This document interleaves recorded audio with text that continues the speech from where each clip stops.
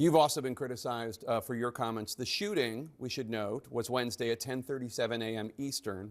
Just over 2 hours later, the Department of Homeland Security put out a statement definitively asserting what had happened, defending the ICE agent, accusing Renee Good of domestic terrorism. That's a characterization that you reiterated in a press conference half an hour later. Now, Republican Senator Tom Tillis said, quote, "It was very unusual to have a senior law enforcement official to draw a conclusion about an event where the scene was still being processed. Generally speaking, law enforcement would recognize that a life was lost, that families are changed forever, the shooter's life will change forever. We're collecting video, we're trying to assess the situation." Why did you not wait for an investigation before making your comments? Well, everything that I've said has been proven to be factual and the truth. This administration wants to operate in transparency.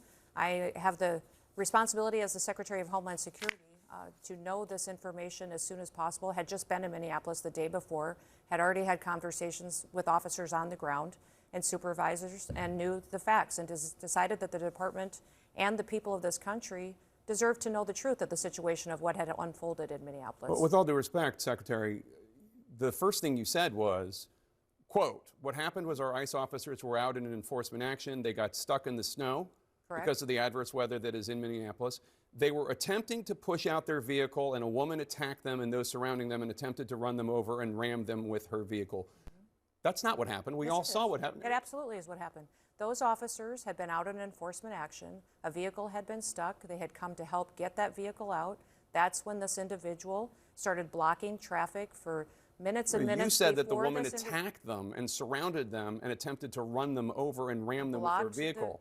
Blocked the road for a long time and was yelling at them and impeding a federal law enforcement investigation. And that's what you need to focus on, Jake, is they were breaking the law by impeding and obstructing a law enforcement operation. They were breaking the law already, and these officers were doing their due diligence and what their training had prepared them to do to make sure they were handling it appropriately. You said within hours of her being killed, you said that she was a domestic terrorist. How do you define domestic terrorist? She weaponized her vehicle to conduct an act of violence against a law enforcement officer and the public. How can you assert with certainty that she was trying to hurt the officer as opposed to she was trying to flee the scene?